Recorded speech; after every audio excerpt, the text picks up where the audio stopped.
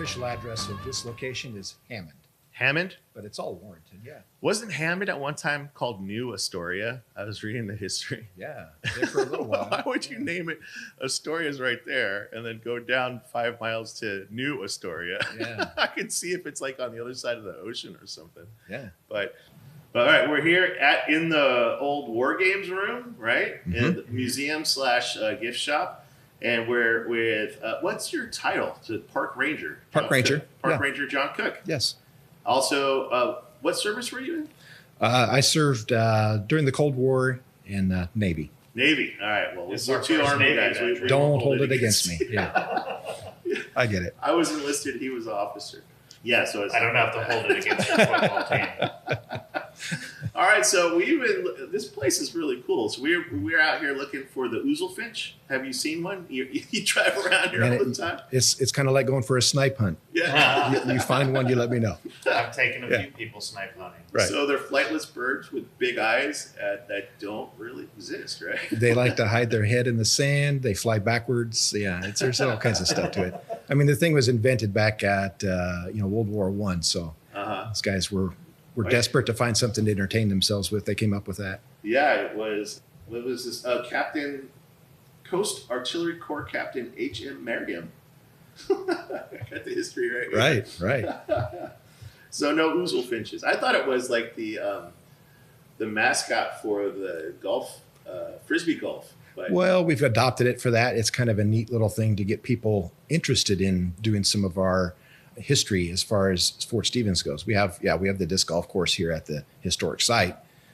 The reason we put it here was to try and draw people in and give them a reason to want to come here. And then we kind of cram history down their throats while they're here. kind of sneak it in. Yeah. Worked with my family just yesterday. I Good. brought my kids out just to put eyes on the room for today, and I was like, let's buy some discs and go play some disc golf. Right. So the course They're itself is free.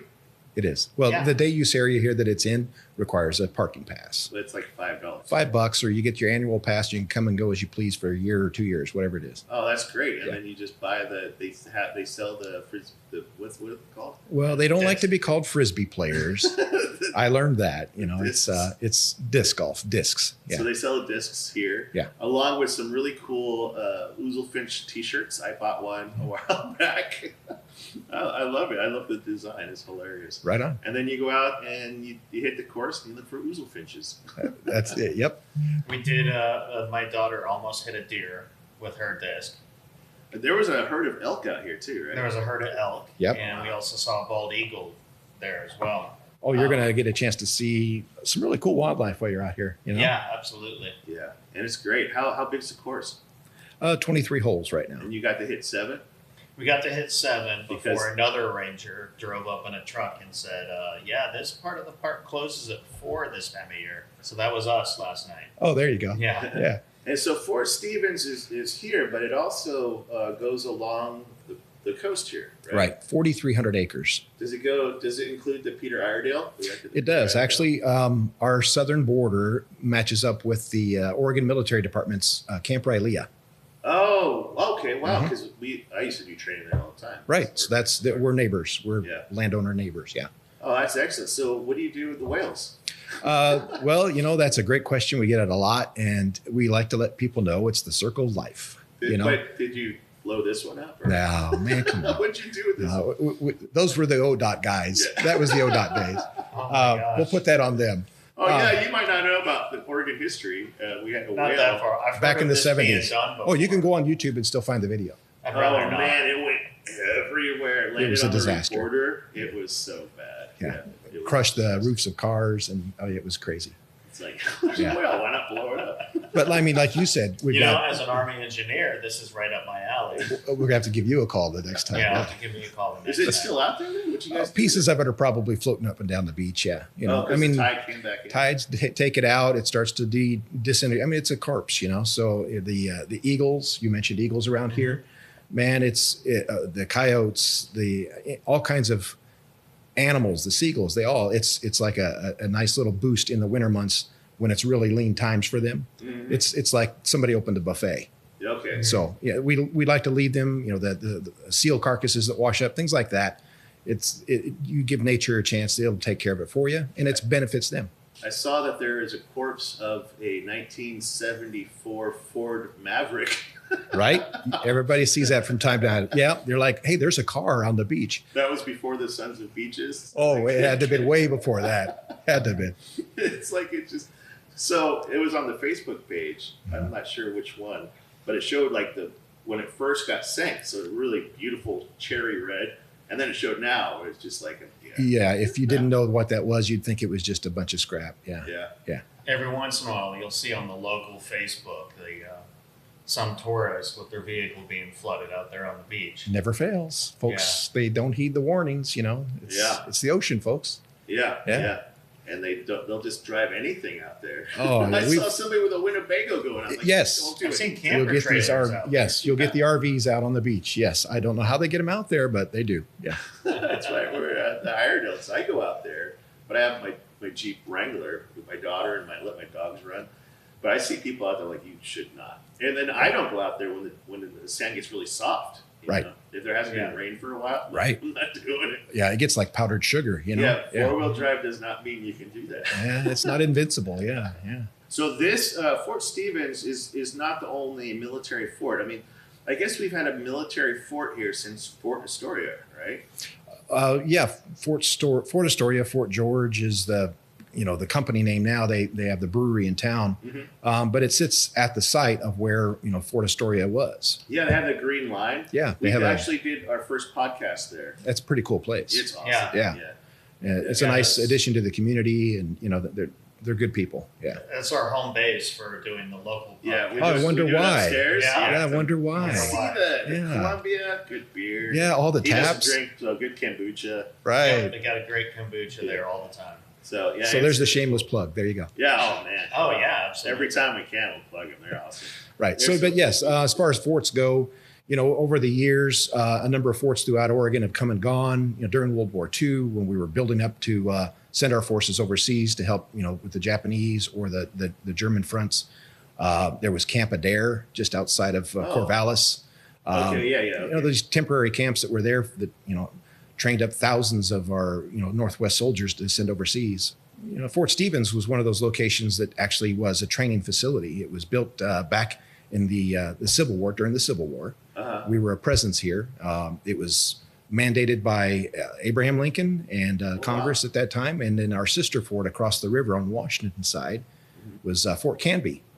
And then moved forward to the Spanish-American War. We were improving our coastal defenses. And you can come out to Fort Stevens now and see where that development has led us, where we've got these giant concrete emplacements and stuff here now. That's when they introduced our third fort, our sister fort across the river at Fort Columbia.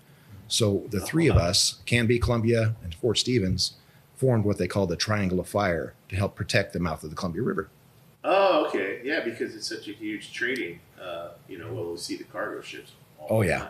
So, I mean, if there was a point of entry that an enemy wanted to be able to penetrate into the United States, major ports are like the Puget Sound, those ports in Los Angeles, San Francisco Bay. Well, here, it's the Columbia River. I mean, it extends all the way up into Idaho and British Columbia. So I'm going to ask you a question that you have no business knowing the answer to, but how far east does the Columbia River go? It goes east up into Washington and then cuts north up into British Columbia where its headwaters are. But then you have the tributaries like the Snake and various other large rivers that feed out throughout the Pacific Northwest. You can get really far in, right? So it had significance. Yeah. So you couldn't stump him with that question. He had it. There he had it. Yeah.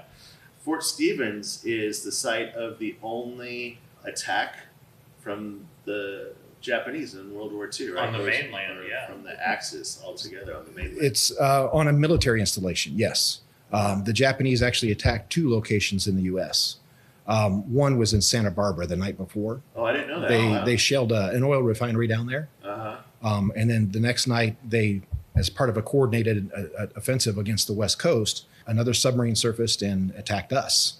And so we hold the distinction, and it's one that we hope maintains itself forever, as the only coastal fortification of the U.S. military that was attacked by a foreign enemy during time of war since the War of 1812. Oh wow! when the British came in and took up the Chesapeake and Hudson and invaded the White House. I was talking to Terry Buckmeyer. Right. She's kind of like I would like to say museum director, but it's this store. There's a friendship that we have, a coalition that we have around the Oregon State Parks with various not-for-profits to help us with different funding sources and projects and other things that we aren't able to do. And so here at Fort Stevens, we have an organization called the Friends of Old Fort Stevens. Oh, cool. And Terry is the sitting president now for the Friends of Old Fort Stevens. And they actually have a paid employee who runs their gift shop here. And until that's filled, she's been backfilling that. So that's how you met her today. She's taking care of the store. It's a cool store. I like it a lot. Yeah, it's come a long way. I'm going to get one of those coffee to-go bucks before I get out of right here on this time. Yeah. So yeah, that's Terry. Yeah, she's been a partner with our organization since the late 1990s, I think. Yeah. How do people get even into that? I don't know. But she said her husband, I know she has lost him a couple of years back. Right. But he was refurbishing or completely fabricating old cannons. The 6-inch rifle. Yeah. Wow. Yeah. And people look at you and go, 6-inch rifle, that can't be really effective. That's the caliber, that's the bore. It's a 6-inch bore, Yeah. Wow. This thing is 22, 23 feet long. Oh, wow. Sitting on a disappearing carriage. Yeah. So they used to train who? National Guardsmen all over the Northwest. We'd get them from Washington and Oregon. They would come from the National Guard armories in Albany, Coos Bay, Portland, as far away as Washington State. We'd get troops come here. They do at Rylea. Yep, kind of like what they do at Rylea. And we did that for decades. Fort Stevens was a training facility for a lot of the major conflicts. The Pan Am War, we had a cadre of folks that were here that were being trained up to go over and help out with the Philippines. During World War I, we had thousands of soldiers that were sent here, trained up, and we've had several units that were sent overseas and fought in France. And the same thing happened here during World War II, a huge buildup of troops. And a lot of those who were trained up actually went out and saw action in Alaska after the Japanese had invaded there. What happened to all the buildings? The Corps of Engineers took over the property as the military started to downsize at the end of World War II. Way to go. And the Corps of Engineers, that's not their forte, man. They're not here to preserve buildings. They're here to maintain the jetty systems that are in the mouth of the Columbia River for navigation purposes. That's right. So the buildings were raised.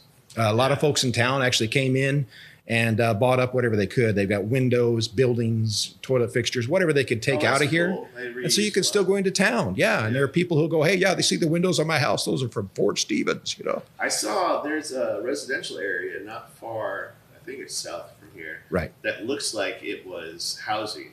It was officers. Yeah. They call it the upper fort, where all the officers' houses were. Nice. And then this was the lower fort. But I drove through there with my daughter, and she's like, this looks like one of those towns that they put out in the desert and then they nuke it. I was like, Let's hope not. It really does. It looks like, all right. You see mannequins? Run. Just jump inside the lead-lined fridge.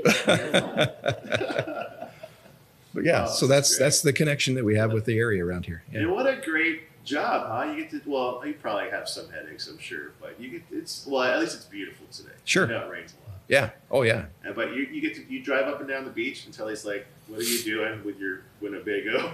It's like, hey, how did you get it here? Yeah. And then like you'd mentioned, before we got started today, there's another kind of a loose organization of fellas here on the North Coast.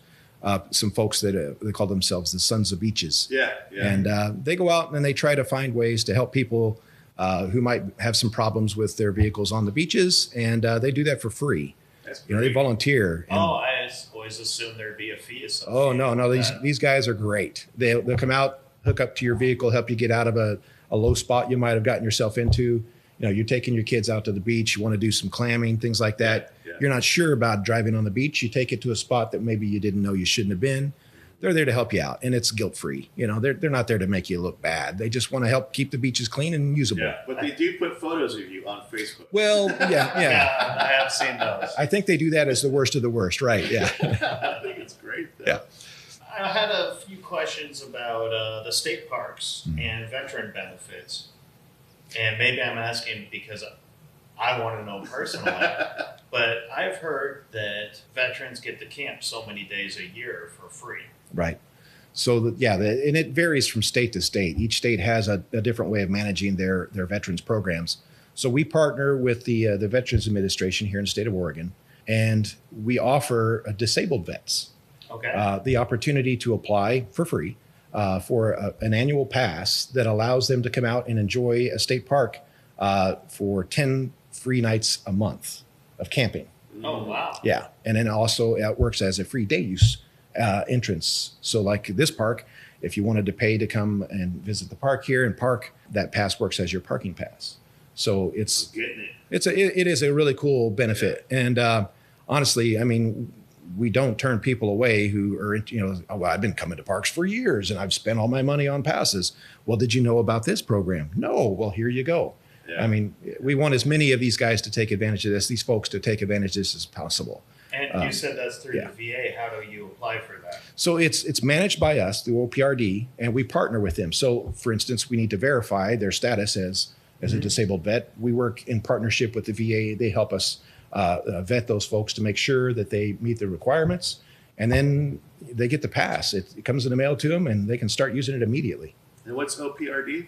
Oregon Parks and Recreation Department. And so if they go to that website? Yes. There's a link there to get you to veterans benefits. Put that in our blog as well. Please. Yeah. Again, we like as many folks to take advantages as we can. That's what you were telling me before we started. It's the whole reason for this podcast is I hope that some vet, somehow, sometime was how I was when I first got back. And I'm like, isolated. I don't want to do with anything. I hope somebody hears this and then they'll take advantage of something like that because please. Nature heals. It's restorative. It's so great. Absolutely. Yeah. Well, I'm glad you say that. Yeah. It's amazing. I love it. And we come out there weekly and let the dogs run. But I just love watching the waves. It's great. Man, there's something cathartic about just being away from everything and letting that, like you said, like nature take care of you. And it's there. I mean, we get a number of vets who come in and use our park as a campground on a regular basis. They've got a house in town here. They live 2 miles away. But they'll come set up a tent or put their RV in a campsite, and it just so they can have that moment of peace for themselves. Oh, that's great. So we get that. That'd be great. I'm going to start doing the disc golf. That'd be fun. Oh, let's go. All right. There are plenty of professional tournaments that go on. I mean, it's becoming something. I mean, the guy who was considered the U.S. champion last year, I mean, he was bringing in over $300,000 in purse money. I mean, it's become a thing, man. It's a side hustle. Right. That's great. Well, John, thank you so much for being here. And listen, Brad, do you have anything else? I don't want to take much of time. I know. So I know somebody out there is in a Winnebago stand right now. Staring at a dead whale. Yeah. Staring at the dead whale. But thank you so much for taking time being here. It's always great to talk to you, a fellow veteran. And I'm glad. I always love when veterans are doing well. You always hear stories like, oh man, that guy's messed up or whatnot. But it's always good to see, vets out doing stuff. And I always say all the time that we are the most, I don't know if we're overlooked, but we're the most unused resources in most communities. I mean, and that's what we want to get out to, get people out there moving and using all the skills that we learned in the military because we want to keep serving. Right. That's why we joined in the first place. I mean, we accept volunteers. We have various other programs that we have throughout the state where if people in the community want to get involved, there's opportunities for you. A lot of our hosts, which are, volunteer representatives in the community that come out and they'll actually, in return for, I think it's 20 hours of work a week, they get a free campsite from us. And they travel around the state. They go from state to state and do this. That's great. A guy and his wife, he's retired, he's ex-military. They buy an RV and that's their lifestyle now. And, I mean, here at Fort Stevens, we have an army, literally, 56 of these folks that come out and help us. And we couldn't operate our parks without that partnership, without that help. Wow, so there's a number of ways that, and I got to think about this. I would say there's over 50% of those people are vets. I bet, yeah. And so there's a way that they can give back. If there are veterans out there that want to volunteer, again, go to the Please go to the website. Okay, I'll put the website on our blog for sure. But what is the website? OPRD? Yep, Oregon Parks and Recreation Department. And that would be like a .gov? Yeah, or a .org. I think they've got one of each. Google it. Yeah, yep, it's there. It's there. All right, man. Thank you so much. Hey, I really appreciate pleasure it. talking to you guys. Yeah, Thanks for having me out, and wish you guys the best. Yeah, well, hey, good luck out there. The views and opinions expressed in this program are those of the speakers and do not necessarily reflect the views or positions of Together with Veterans Northwest Oregon or the Oregon Firearm Safety Coalition or the Department of Veterans Affairs. You can find us at roguecell.vet or facebook.com/groups/roguecell. If you or a loved one is experiencing thoughts of suicide, help is available. Please call 988 and press 1 for veterans. This line is answered 24/7, so there is always someone to help. And with help comes hope, and hope saves lives. The second of the 503rd Rogue Cell is produced by Brad Peitzig with support from Together with Veterans and is hosted by Sean Davis. Music provided by Michael Dean Dameron. Thank you for joining us.